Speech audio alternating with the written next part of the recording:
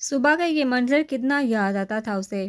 وہاں وہ اس وقت حویلی کی چھت پہ کھڑا باہر کے منظر دیکھ رہا تھا۔ کل تھکا دینے والے سفر کے بعد وہ رات میں حویلی پہنچا تھا۔ کل اسے کافی دیر ہو گئی تھی۔ حسب عادت سب اس کا انتظار کرتے سو گئے سوائے اسما کے، جو لاؤنج میں چکر کاٹتے اس کا انتظار کر رہی تھی۔ اسما نے اسے دیکھتے ہی خوشی سے اس کی پیشانی چومی اور ڈرائیور سے کہہ کر سامان اندر رکھوایا۔ پھر ڈائننگ ٹیبل پہ لے جا کر اس کے پسند کی ایک ایک چیز پلیٹ میں خود ڈالتے اسے کھانے کا کہتی رہی۔ اذلان کو بھوک تو نہیں تھی، لیکن ان کی خوشی کے لیے وہ کھاتا رہا۔ صبح وہ صاحب سے ملا، لیکن بابا شاید جلدی میں تھی، تبھی جلدی ہی اسے سے مل کر چلے گئے۔ امی سے پوچھنے پہ پتہ چلا آج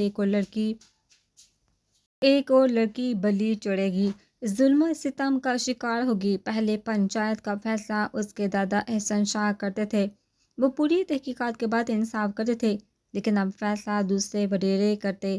قتل چاہے چھوٹی یا بڑی بات پہ ہو، ظلم عورت پہ ہوتا، قاتل کو آزاد چھوڑ دیا جاتا اور اس کی بہن بیٹی کو خون بہا میں دے دیا جاتا۔ وہ اپنی سوچ میں تھا کہ سامنے سے نور آتی دکھائی، جو خود سے زیادہ وزن دار اپنا بیگ اٹھائے آ رہی تھی۔ اسے دیکھ مسکرایا، اس کا بیگ لے کر سر پہ رکھا اور جیپ نکال کے اسے اپنے ساتھ گھمانے لے گیا۔ عید کا دن آ کر گزر گیا، وہ واپسی کا سفر طے کر رہا تھا۔ عید کے دن پورا گھر خاندان کے لوگوں سے بڑا ہوا تھا۔ اس کے چچا چچی، ان کے بچے بیویاں صاحب بھی آئے تھے اور کچھ کزن سج سنور کے اس کے سامنے کھڑی تھی۔ بعض اس کے کہنے کی دیر ہوتی اور سب کھڑی ہو جاتی حکم پورا کرنے کے لیے، اور چچیاں ایسے خوش حلاکی سے ملی جیسے وہ ان کا بچہ ہوا بیٹھا ہو۔ اسما مسکراتے ہوئے اذلان کی حالت دیکھی تھی، پھر اس کے پاس آ کر بی بی جان کے بلاوے کی اطلاع دی۔ وہ شکر کرتا اٹھ کھڑا ہوا۔ اکثر ہمارے رشتہ داروں کو لگتا ہے کہ جو پاکستان سے باہر رہتے ہیں بہت امیر ہوں گے، یا وہاں پڑھ کے وہ راتوں رات مالدار ہو جائیں گے۔ وہ سمجھ گیا تھا سب اس لیے اس کی خاطرداری کر رہے تھے۔ اسے اعظم شاہ سے پتہ چلا تھا اس کے چچاؤں کی بیویاں کس قدر لالچی ہیں، اور یہ سوچتا بی بی جان کے پاس پہنچا تو اسے اصل وجہ معلوم ہوئی۔ بی بی جان اسے پراپرٹی کے پیپرز دیے۔ ایک پل تو اسے لگا امان نے کوئی ہنگامہ کیا ہوگا، لیکن وہ پراپرٹی اس کے بابا کی نہیں، اس کی ماں کی تھی۔ اس کے نانا نے اپنی زندگی میں ہی ساری جائیداد اپنی بیٹی کے نام کر دی تھی۔ وہ اپنے ماں باپ کی اکلوتی بیٹی تھی، اور اب وہ جائیداد فیضان اور اذلان کے حصے میں آ گئی۔ فیضان کا حصہ بی بی جان دے چکی تھی، یہ اذلان کا تھا۔ ان سے نہیں لینا چاہتا، لیکن بی بی جان اسے زبردستی تھما دیے۔ وہ کار میں بیٹھا گزرے 3 دن سوچ رہا تھا۔ وہاں بتایا ہر پل اسے حسین لگتا۔ نور وائٹ غرارے اور وائٹ ٹاپ میں ملبوس سے عیدی مانگ رہی تھی، اور اس نے سب سے زیادہ عیدی اذلان سے ہلی تھی۔ سر ہوٹل پہنچ گئے۔ ٹھیک، تم جاؤ، میں سامان خود لے لوں گا۔ اس نے کچھ پیسے ڈرائیور کو دیے اور اسے گاؤں روانہ ہونے کا کہہ کر خود ہوٹل روم میں آ گیا۔ اس نے فون کر کے روم بک کروا لیا تھا، کل ہی اس کے لندن کی فلائٹ ہے۔ روم سروس والوں نے اس کا سامان روم میں پہنچا دیا۔ وہ فریش ہو کر خود پہ پرفیوم چھڑکتا ٹیکسی کروا کے اویس کے گھر آ گیا۔ آج اس کی انگیجمنٹ سیریمنی تھی۔ اذان کیسے ہو یار؟ اویس اسے باہر مل گیا، اسے اپنے ساتھ اندر لیا جہاں اس کے یونی فیلو تھے۔ ان سب کو بخوبی جانتا تھا، 6 ماہ اس یونی میں گزارے تھے۔ وہ سب سے ملنے لگا، پھر کچھ ہی دیر بعد مانور بلیک میکسی میں ملبوس نیچے آئی۔ اذلان کو دیکھ اس کی آنکھوں میں جو چمک آئی وہ اذلان سے چھپی نہیں تھی۔ نیچے آتے ہی سب سے ملنے کے بعد دونوں نے ایک دوسرے کو رنگ پہنائی۔ وہ اپنے ایک یونی فیلو سے بات کرتے کہ اچانک ایک ویٹر سے رنگ اس کی شرٹ پہ گر گیا۔ اویس جو پاس ہی کھڑا تھا ویٹر کو غصے سے دیکھتے اس کی طرف بڑھا۔ اندھے ہو تم؟ اویس نے تیز لہجے میں سے کہا۔ ویٹر سوری کہتا سر جھکا گیا۔ تم جاؤ، اذان نے ویٹر سے کہا۔ چھوڑو یار، مجھے بتاؤ واش روم کہاں ہے؟ پوری شرٹ خراب ہو گئی۔ اویس کے بتانے پہ وہ سیڑھیاں چڑھتا اوپر آیا جہاں 3-4 روم سے سب کی لائٹس جل رہی تھی سوائے ایک کہ وہ اسی میں چلا آیا۔ لائٹ آن کر کے اس نے اپنی شرٹ اتاری تھی کہ فیضان کی کال آ گئی۔ اس نے جلدی ہی بات کر کے فون رکھ دیا، واش روم کی طرف جانے لگا کہ واش روم کا دروازہ کھول کے مانور آ گئی۔ تم یہاں میرے روم میں کیا کر رہی ہو؟ مانور کرے تیبرو سے پوچھی تھی، یہ اویس کا روم ہے آئی تھنک۔ اسے جتاتے ہوئے بولے، اسے غصہ ہی آ گیا مانور کے تیز لہجے پر۔ ہر کہاں اس نے کسی کی بدتمیزی برداشت کی ہے؟ نہیں، یہ میرا روم ہے، اویس کا پہلے والا روم تھا، کہتے ساتھ بجھ گئی اور بیڈ پہ پر اپنا کلچ اٹھانے لگی کہ اسی وقت اس کا پیر پھسلا اور وہ پوری کی پوری اذلان کے اوپر گر گئی۔ اذلان نے دونوں بازو سے پکڑ کے اسے دور کیا اور پھر اس کی اوپر گری کیونکہ اس کا دوپٹہ اذان کے نیچے دبا ہوا تھا۔ کھڑکی کی آواز پہ دونوں نے دروازے کی سمت دیکھا جہاں سے اویس اندر آدھا دکھائی دیا۔ پھر وہی ہوا جو اس نے کبھی سوچا بھی نہ تھا۔ وہ اویس کو سمجھاتا رہا لیکن اس نے اس کی ایک نہ سنی۔ شٹ اپ اذلان، تجھے میں نے بولا تھا پہلے والا میرا کمرہ ہے، پھر کیوں آیا یہاں؟ یونیورسٹی میں کم گل کھلائے تھے تم دونوں نے جو اب یہاں۔ اویس نے اس کا گریبان پکڑ کے کہا۔ اب وہ مہا کی طرف مڑا۔ اور تم سب جانتا تھا میں کہ تم اسے پسند کرتے ہو، پھر بھی میں نے سوچا میں تمہارے دل سے اسے نکال دوں گا، بٹ مجھے نہیں پتا تھا تم اتنی نیچ گری ہوئی ہو۔ کہتے ساتھ اس نے رنگ اٹھا کے اس کے منہ پہ ماری۔ اگر محبت کرتے نا تم تو اس کا اعتبار بھی کرتے۔ اگر میں اسے پسند کرتا تو کوئی مجھے روک نہیں سکتا تھا اسے اپنانے سے، سمجھے تم؟ اور ایسی حرکت کر کے مجھے محبت پانے سے چاہے میں ڈوب مروں۔ کہتے ساتھ اذان نے اپنی شرٹ اٹھائی، وہاں سے نکل گیا۔ اسے رہ کر غصہ آ رہا تھا وہ وہاں گیا ہی کیوں۔ صبح وہ جانے کی تیاری کر رہا تھا، اسے زندگی کے دوست کی کال آ گئی۔ اس کا نمبر دیکھتے ہی اسے اویس یاد آ گیا کیونکہ وہ سب گروپ ممبر سے کال اٹینڈ کرنے پہ اسے پتہ چلا مہا نے خودکشی کرنے کی کوشش کی۔ وہ سر تھام کے بیٹھ گیا۔ وہ اس وقت ہاسپٹل میں تھا، مہا سامنے ہی بیڈ پہ لیٹی تھی۔ کیوں کیا یہ سب؟ وہ نرمی سے گویا ہوا۔ اویس نے منگنی توڑی، تمہارے جانے کے بعد سب لوگ جن نظروں سے دیکھ رہے تھے، میرا دل چاہ رہا تھا کہ میں خود کو ماروں۔ صبح ایک اہم میٹنگ تھی، میں آفس گئی تو وہاں جاتے ہی میرے لیے ایک اور بری خبر تیار تھی۔ مجھے جاب سے نکال دیا گیا ہے۔ وہاں پارٹی میں میرے کولیگ سے صبح تک یہ خبر پورے اسٹاف میں پھیل گئی۔ باس نے کہا انہیں میری جیسی کریکٹر لیس لڑکی اپنی کمپنی میں نہیں چاہیے۔ کہتے ہی وہ پھوٹ کے رو دی۔ مجھ سے شادی کر وہ التجا کر رہی تھی۔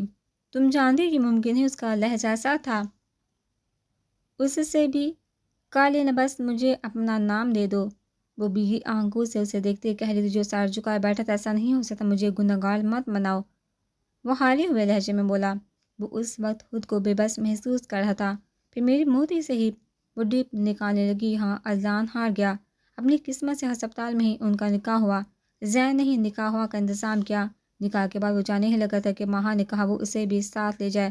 ابھی تم اپنے پیرنٹس کے پاس ہو۔ پھر وہ بیزار تھا، اس وقت اس کا دماغ کام نہیں کر رہا تھا۔ اگر گئی تو کبھی واپس نہیں آؤں گی۔ کیوں اسے کوئی انٹرسٹ نہیں تھا، پھر بھی پوچھ بیٹھا۔ میرے بابا مجھے دیکھتے ہی مار ڈالیں گے۔ اذان اسے بھی اپنے ساتھ لے آیا۔ فلائٹ اس کی نکل چکی تھی، وہ دونوں اس وقت ہوٹل میں تھے۔ اذان نے مزید پیمنٹ کر کے رہائش بڑھا دی۔ وہ اس وقت کافی بیزار الجھا ہوا تھا، اسے سمجھ نہیں آ رہا تھا گھر کال کر کے بتانا چاہیے یا نہیں۔ ایک دن میں کیا سے کیا ہو گیا وہ کبھی سوچ بھی نہیں سکتا تھا کہ ایسا کچھ بھی ہوگا۔ مانور بیڈ پہ لیٹی کب کی سو چکی تھی، وہ صوفے پہ لیٹ اپنی قسمت پہ ماتم کرنا تھا۔ کیا ہو گیا تھا، کیوں، کیا غلطی تھی اس کی، اب وہ کیسے ابو کے سامنے جائے گا؟ کتنا مان تھا، بھروسہ تھا ان کو اذلان پہ۔ وہ پوری رات اذلان نے انہی سوچوں میں گزار دی۔ اذلان ایک ہفتے میں مہا کا پاسپورٹ باقی کاغذات تیار کروائے اور اس کام میں وہ اس قدر خوار ہوا تھا کہ بے احتیاط اسے اعظم شہزادہ جنہوں نے 3 دنوں میں اس کے جانے کے سارے انتظام کیے تھے، وہ دونوں اگلے ہفتے لندن روانہ ہو گئے۔ اذلان نے خود کو پڑھائی میں مصروف کر لیا۔ مہا اکثر چھوٹے گھر پہ منہ خراب کرتی لیکن وہ سیمسٹر ختم ہونے سے پہلے شفٹنگ نہیں کر سکتا۔ وہ پیپرز کی تیاری میں مصروف ہو گیا۔ ان دنوں گھر سے کال بھی کم ہی آتی، سب جانتے تھے پیپرز کے دنوں میں وہ بیزی رہتا ہے۔ اللہ اللہ کر کے سیمسٹر گزر گیا۔ اذلان نے ایک بہترین فلیٹ رینٹ پہ لیا جو رہنے کے قابل تھا۔ شفٹنگ میں انہیں کوئی مسئلہ نہیں ہوا، ہر سامان تھا ہی کیا۔ رزلٹ آگے سے ڈگری بھی مل گئی۔ اب وہ روز جاب کے لیے انٹرویو دینے جاتا اور کچھ ہی دن بعد اسے ایک کمپنی سے کال آئی، اس نے جوائن کر لی۔ اعظم شاہ نے جب اسے واپس آنے کا کہا تو ایک پل کو وہ گھبرا گیا، پھر یہ کہہ کر بہانہ بنایا کہ کمپنی کے ساتھ اس نے کانٹریکٹ کیا ہے۔ وہ چپ ہو کے کہا کچھ نہیں، لیکن اذلان کو ان کی خاموشی سے خوف محسوس ہو رہا تھا۔ انہوں نے اسے اپنا خیال رکھنے کی تاکید کر کے فون کاٹ دیا۔ اذلان نے گہری سانس ہانچ لی، روم میں آ گیا جہاں مانور کسی پارٹی میں جانے کی تیاری کر رہی تھی۔ مہا یہاں آتے ایسی بلی تھی کہ اذلان خود حیران رہ گیا۔ اذلان نے یونیو اسے کبھی دوپٹے کے بغیر نہیں دیکھا تھا، اور یہاں دوپٹہ دور کی بات وہ پورے کپڑے پہن لے وہی غنیمت ہے، اور پیسے وہ ایسے اڑاتی جیسے پیڑ پہ لٹکے ہوئے ملتے ہیں۔ آئے دن وہ کسی نہ کسی پارٹی میں جا رہی ہوتی۔ اذلان جب اکیلا تھا وہ اپنا ہر کام خود کرتا تھا، لیکن مہا کے آنے کے بعد اسے میڈ رکھ لی۔ گھر کے کام سے کھانا بنانے تک سب کام وہی کرتی۔ اذان کو نہ پہلے اس کی ذات میں دلچسپی تھی نہ اب، لیکن اس کی سوچیں یہی جا کے اٹکتی۔ اب آگے کیا ہوگا؟ وہ چاہتے اعظم شاہ آرام سے اس کے بارے میں سب پتہ کروا سکتے ہیں۔ ایک یہ وجہ بھی تھی شفٹنگ کی، بابا کا ایجنٹ انہیں آگاہ کر دیتا کہ اب اذان اکیلا نہیں رہتا۔ زندگی معمول کے مطابق گزر رہی تھی۔ وہ صبح آفس چلا جاتا، رات کے وہ گھر لوٹا اور آتے ہی کھانا کھا کر سو جاتا۔ وہاں جب بھی اسے کوئی بات کرتی وہ ہاں ہوں میں جواب دیتا، اپنا کام میں بزی ہو جاتا۔ شاید تو یہ تھا وہ خود کو اتنا مصروف رکھنا چاہتا تھا کہ پاکستان کے ہر جلد اس کے دماغ سے مٹ جائے، اور انہی دن سگریٹ کی بری عادت اسے لگ چکی تھی۔ اسے بی بی جان، امی، نور شدت سے یاد آتے، اور وہ اس قدر بے بس کہ چاہ کر بھی وہاں نہیں جا سکتا۔ ہر وقت اسے سوچتے رہتے ہو۔ وہ بالکونی میں کھڑا سگریٹ کے کش لے رہا تھا کہ ماں اس کے کمرے میں آدم کی، تم میرے روم میں کیا کرو، اپنے کمرے میں جاؤ۔ وہ اس وقت نائٹ ڈریس میں ملبوس کے کمرے میں داخل ہوئی۔ اسے اس حلیے میں دیکھ اذان کا لہجہ خود بخود سرد ہو گیا۔ اذان، مجھے تم سے بات کرنی ہے، جاؤ۔ وہ رخ موڑ چکا تھا۔ اذان، میں بیوی ہوں تمہاری، ہر حصہ میں میرا کیا قصور کہ مجھے سزا دے رہے ہو؟ میں سب رشتوں کو چھوڑ کے جہاں آئی ہوں، تمہارے رویے سے مجھے تکلیف پہنچتی ہے۔ اس تکلیف سے بچنے کے لیے میں دن بھر باہر رہتی ہوں، لیکن تمہاری کمی دوستی پوری نہیں کر سکتی۔ اذان اس کی پیٹھ پہ اپنا سر ٹکائے بڑھائی ہوئی آواز میں بولی، دیکھو ماں، میں نہیں چاہتا تمہاری زندگی برباد ہو، میرے ساتھ تمہارا کوئی فیوچر نہیں، تم سمجھتی نہیں میں اپنی فیملی کے بغیر نہیں رہ سکتا۔ پہلے ایک امید تھی کہ واپس جاؤں گا، لیکن اب مجھے لگ رہا ہے میں ساری زندگی یہیں سڑوں گا۔ مجھے سکون نہیں ملتا ماں، میرے اندر بے چینی ہے، میرا دل چاہتا ہے سامان اٹھاؤں اور پاکستان بھاگ جاؤں، لیکن تم اذان مڑا اور بازو سے پکڑ کے اسے نرم لہجے میں سمجھانے لگا۔ لیکن سب سے اہم رشتہ میاں بیوی کا ہے اذان، اب میں بیوی ہوں تمہاری، تم میری بے چینی کا اندازہ لگاؤ، کیا میں خوش ہوں اپنوں سے دور رہ کر؟ تم خود سوچو، اس انجان ملک میں کون ہے؟ کوئی نہیں، اگر کوئی ہے تو صرف تم ہو جو مجھ سے منہ موڑے بیٹھے ہو۔ اس کے کندھے پہ سر ٹکا کے سسک پڑے اذان نے اس کے گرد بازو حمال کیے۔ نہ جانے کتنا عرصہ گزر گیا تھا اسے جہاں آئے ہوئے اس نے دن گننا چھوڑ دیے۔ یہاں آنے کے بعد وہ دوبارہ پاکستان نہیں گیا۔ عید رمضان آگے گزر گئے، وہ چھٹی لے سکتا تھا لیکن وہ نہیں گیا۔ کس منہ سے جاتا؟ ہر کوئی اس پہ انگلی اٹھاتا، اور وہ کیسے جاتا؟ بابا کے سامنے کتنا ماں تھا، بھروسہ تھا، اعتماد تھا، ان کو اذلان پہ سب ختم کر دیا اس کے غلط فیصلے نے۔ لیکن وہ غلط فیصلہ اس نے کسی کی زندگی بچانے کے لیے لیا تھا، لیکن کون سمجھتا ہے اسے؟ کوئی نہیں۔ گزرتے وقت کے ساتھ اس کی زندگی میں تبدیلی آئی۔ اللہ نے اسے خوبصورت بیٹے سے نوازا جس نے آ کر اذان کی زندگی بدل دی۔ اذان نے اس کا نام حنان ہنی رکھا۔ وہ تھکا ہرا آفس آتا تو اکثر ہنی اسے روتے ملتا۔ وہ 2 ماہ کا بچہ تھا جو ماں کے بغیر ایک پل نہیں رہ سکتا، لیکن اس کے ماں کو اس کی فکر کہاں تھی؟ وہ نہ جانے کہاں رہتی۔ جب بھی وہ آفس سے آتا گھر خالی ملتا، اور رات میں تھکن کی وجہ سے وہ جلدی سو جاتا۔ صبح اٹھا تو وہ اسے بیڈ پہ سوئی ملتی۔ گھر کا یہ حال دیکھ کر اذان نے ہنی کے لیے فل ٹائم میڈ رکھی جو ایک 30-35 سال کی مسلم عورت تھی۔ آفس سے آتے اس کا فل ٹائم ہنی کے ساتھ گزرتا، وہ جو ہر وقت سوچوں میں گم رہتا تھا، اب ہنی کے آنے سے اسے ان سوچوں سے کچھ وقت کے لیے چھٹکارا مل جاتا۔ امی سے اس کی تقریباً ہفتے میں 2-3 بار بات ہوتی، لیکن ابو سے جب بھی وہ بات کرتا اس کے پسینے چوٹ جاتے۔ وہ ایک بات کی تفصیل اس سے پوچھتے۔ کنٹریکٹ کی بات کتنی ہی دفعہ وہ دہرا چکے تھے، ان کا کہنا تھا کنٹریکٹ ختم ہوتے وہ پہلی اپریل سے پاکستان پہنچے، اسے پاکستان چکر لگانے کا بھی کہتے، جس سے وہ ٹال دیتا۔ وہاں کو کافی دفعہ اذان نے سمجھانے کی کوشش کی تھی، لیکن وہ بات سنتے ہی چڑ جاتی۔ اسے نہ اذان سے مطلب تھا نہ ہنی سے، وہ اپنی ہی دنیا میں خوش تھی۔ اذان کافی حیران تھا، اس کے دھوپ چھاؤں جیسے رویے سے ماں کو خود اولاد کی خواہش تھی، اور اب اس کا ہنی کے ساتھ رویہ دیکھ کے اذان کا خون کھولتا۔ وہ چھوٹی سی بات پہ بری طرح اسے مارتی۔ ملازمہ اسے بتاتا، ہنی اپنے روم میں کھیلتے کھیلتے ماں اذان کے روم میں چلا گیا۔ ماں فون پہ بات کرتی۔ ہنی نے پاس پڑا سینڈل اٹھائے، زور سے کھڑکی کے باہر پھینک دیا۔ ماں نے اس کی یہ حرکت دیکھ کر فون رکھ دیا اور پاس آ کر زوردار تھپڑ اس کے سرخ گالوں پہ مارا۔ ہنی گلا پھاڑ کے رونے لگا۔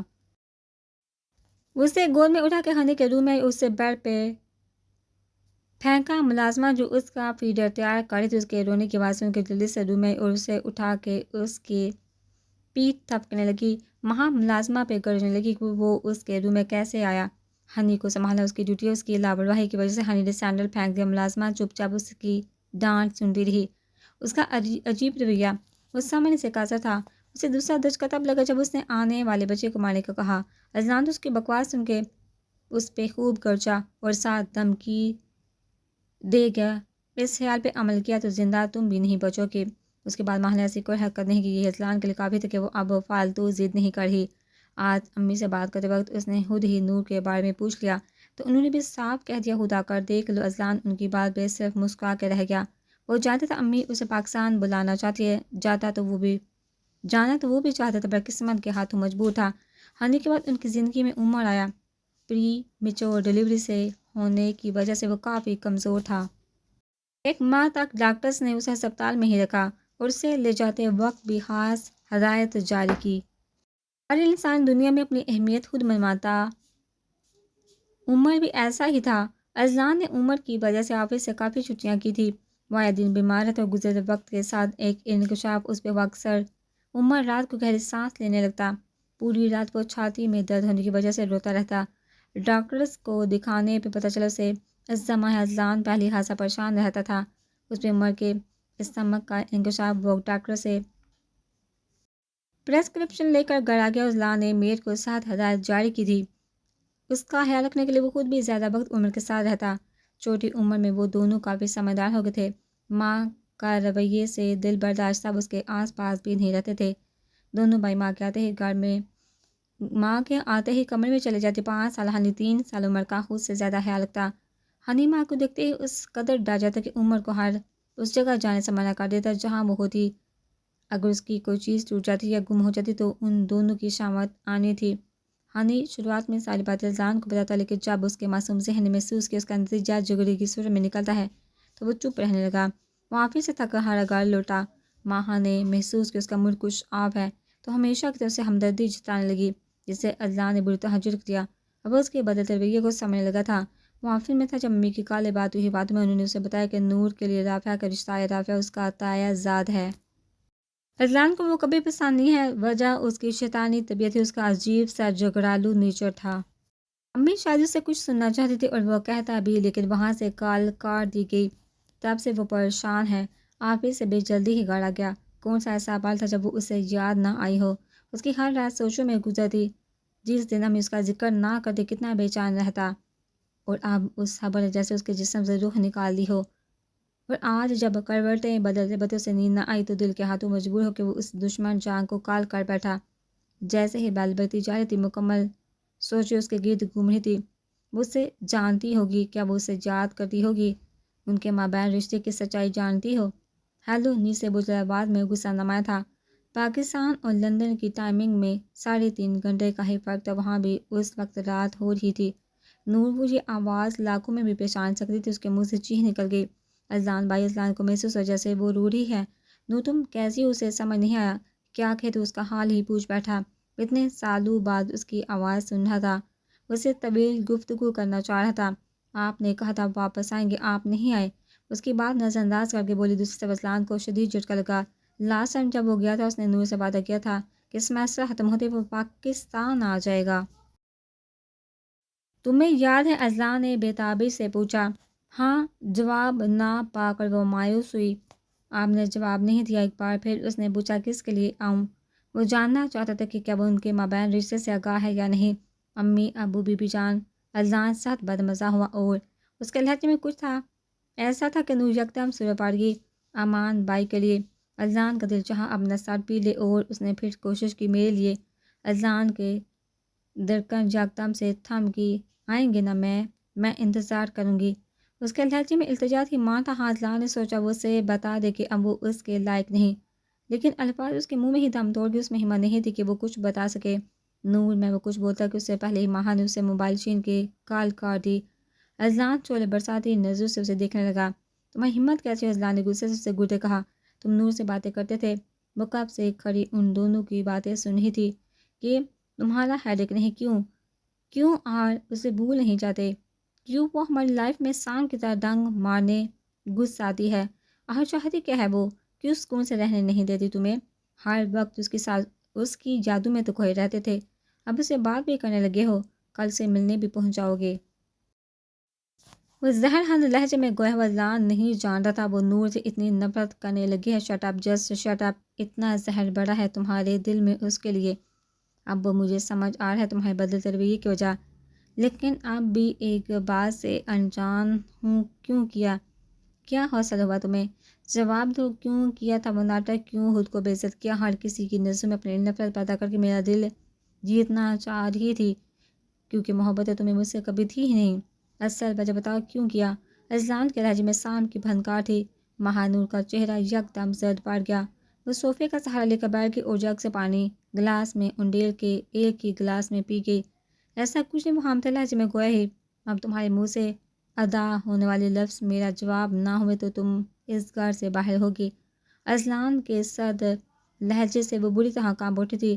اذلان، میں وہ پھول پھول کے رو دی۔ میں نے بچپن سے ایسے ماحول میں آنکھ کھولی جہاں صرف مرد کا ایک حکم عورت کے لیے پتھر کی لکیر بن جاتا۔ میرے بابا نے مجھے یاد نہیں پڑتا کہ کبھی پیار سے بلایا ہو نہ پیار سے بات کرنا تو دور، وہ عورت کی عزت تک نہیں کرتے تھے۔ کوئی ایسا دن نہیں تھا جب انہوں نے اماں پہ ہاتھ نہ اٹھائے ہو۔ ساری زندگی میں نے روتے گزاری، لیکن ایک امید تھی کہ شادی کے بعد اس ماحول سے آزاد ہو جاؤں گی، لیکن نہیں، یہاں بھی بابا نے مجھ سے میری زندگی جینے کے حق چین کے ایک ایسے مرد کو دینے چاہے جو انہی کے نقش قدم پر چلتا۔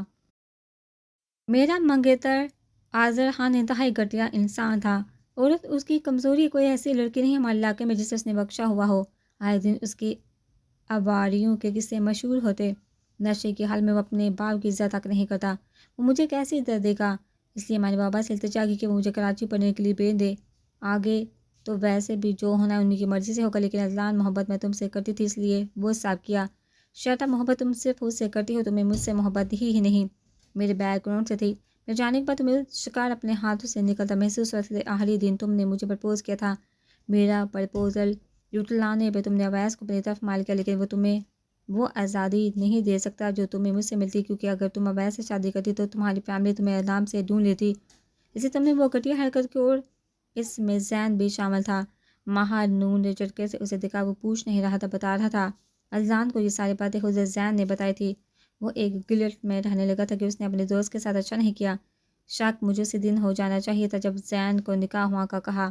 میرے کہنے کی دیر تھی کہ وہ حاضر ہو گئے، اور یہ بھی اچھی طرح جانتا ہوں تم کیوں میری طرف بڑھی تھی۔ اولاد کو کوئی خواہش نہیں تھی، تم بس میرے پیروں میں اولاد کی زنجیر ڈالنا چاہتی تھی، تبھی بے خوفی سے عمر کو مارنے چلی تھی۔ کیا ملا تمہیں ماہر یہ سب کر کے؟ آزادی، ایسی آزادی چاہیے تھی تمہیں کہ دن رات پارٹیز کرو، اپنی اولاد کو ٹارچر کرو۔ کتنے خوفزدہ رہتے ہیں تم سے تمہارے اپنے بچے، اندازہ ہے تمہیں؟ میرا بس چلے تو میں نہ جانے کیا کر بیٹھوں۔ اس وقت مجھے تم سے شدید نفرت ہو رہی ہے، میں سب بلا سکتا ہوں، لیکن جو تم ان معصوموں کے ساتھ کیا ہے وہ کبھی نہیں بلا سکتا۔ اذلان کے گلے کی رگیں صاف واضح ہونے لگی۔ اس وقت ماہر کو اذلان سے خوف محسوس ہو رہا تھا۔ اور ایک آخری سوال، تم کیسے جانتی تھی میں اسی روم میں جاؤں گا؟ اذلان نے تھوڑی سی پکڑ کے اس کا چہرہ اونچا کیا۔ بس اتنا اندازہ تھا، جہاں لائٹ آن ہوگی تم نہیں جاؤ گے۔ 4 ماہ میں تمہیں اتنا تو جان کے تھی، تم اپنی ذات سے کسی کو تکلیف نہیں پہنچاتے، تمہیں لگے کہ وہاں آلریڈی کوئی ہے اس لیے نہیں جاؤ گے۔ اذلان نے روم کے 1-2 چکر لگائے، جیسے غصہ کم کرنا چاہ رہا ہو۔ کل ہم پاکستان جا رہے ہیں، اگر نہیں جانا چاہتی تو رہو یہاں، کہتے ساتھ اس نے لائٹر اٹھا کے سگریٹ سلگایا۔ اذلان، تم مجھ سے شادی؟ وہ کامتے لہجے میں گویا ہوئی۔ میں وہاں صرف اپنی فیملی سے ملنے جا رہا ہوں، انہیں سچ بتانے کے بعد تم بھی جانتی ہو کوئی شادی شدہ مرد سے اپنی بیٹی کی دوسری شادی نہیں کرے گا، لیکن ان سب میں جو اہم بات ہے وہ سنا کر 1 ماہ کے اندر ہنی عمر کو تم نے اپنا عادی نہ بنایا تو ٹھیک اگلے ماہ کی پہلی تاریخ کو تمہارے ہاتھ میں ڈیورس پیپر ہوں گے۔ وہ اس کے سر پہ دھماکہ کر کے جا چکا تھا۔ بابا، مجھے تو چاکلیٹ تھا۔ یہ 3 سالہ عمر اپنے ننھے ہاتھ اذلان کے گھٹنوں پہ رکھے جو سامنے سے آتی اس خوبصورت لڑکی کو دیکھ رہا تھا۔ وہ اپنی کسی دوست کی بات پہ ہنسی ہی تھی، ہنستے ہنستے اس کی ناک سے ہو گئی اور اس کی آنکھوں سے پانی بہنے لگا۔ عمر کی بات وہ چونکا اور موبائل نیچے رکھ کے عمر کو دیکھنے لگا جو اب رونے جیسا منہ بنا رہا تھا۔ اس نے ویٹر کو بلایا۔ اب ایک بار پھر اذلان کی نظریں اس حسین لڑکی کے طواف کرتی، ایک دم سے اذلان کے ماتھے کے بال نمایاں ہوئے تھے۔ وہ جلدی سے پیمنٹ کر کے باہر نکلا۔ عمر کو چاکلیٹ لے کر دینے کے بعد وہ گھر لوٹ آیا۔ کراچی آنے کے بعد وہ اپنے نانا کے گھر آ گیا جو وسیع میں اس کی ماں کو ملا تھا۔ اذلان نے اپنے آنے کی اطلاع کسی کو نہیں دی، البتہ اسے امی سے نور کے بارے میں معلوم ہوتا رہتا۔ یہاں آ کر اس نے نور کی ساری انفارمیشن نکلوائی۔ وہ میڈیکل کے پہلے سال میں ہے، میرے ہاسٹل میں اپنی دوستوں کے ساتھ رہتی ہے، لیکن آج اسے ریسٹورینٹ میں دیکھ کر اذان کا خون کھول اٹھا تھا۔ اگر وہ وہاں سے نہ آتا تو ضرور اسے 2 تھپڑ لگا دیتا۔ نور نے بلیک ٹائٹ پینٹ پہ ٹائٹ ٹاپ پہنا تھا جس کے اوپر اس نے بلیک کوٹ پہنا تھا، لیکن کوٹ اتارنے پر اس کے جسم کے حصے نمایاں ہو رہے تھے۔ اس نے سلیو لیس شرٹ پہنی تھی جس کا گلا گہرا تھا۔ ابھی تک سوچ کے اس کی کن پٹیاں سلگنے لگی، نہ جانے کتنی نسیں پر اٹھی تھی، دل چاہ رہا تھا ایک ایک کی آنکھ پھوڑ دے۔ اذلان وہ بیڈ پہ آنکھیں مندے لیٹا اسی کو سوچ رہا تھا کہ ماہا کے پکارنے پہ چونک اٹھا۔ وہ اٹھ بیٹھا۔ وہ مجھے کچھ پیسے چاہیے۔ اذلان نے جیب سے وائر نکالا اور اس کے ہاتھ میں تھماتا روم سے نکل گیا۔ ماہا نے وائر کھولا تو اس میں ایک لڑکی کی تصویر تھی جس نے شرارہ پہن رکھا تھا۔ اس کے چہرے سے ہی معصومیت جھلک رہی تھی۔ وہ بلا شبہ نوری اتنی حسین تھی کہ کوئی بھی اس کے پیچھے پاگل ہو سکتا ہے۔ ماہا کے شیطانی دماغ میں ایک آئیڈیا آیا۔ اس نے اپنا فون اٹھایا اور کسی کو کال کرنے لگی۔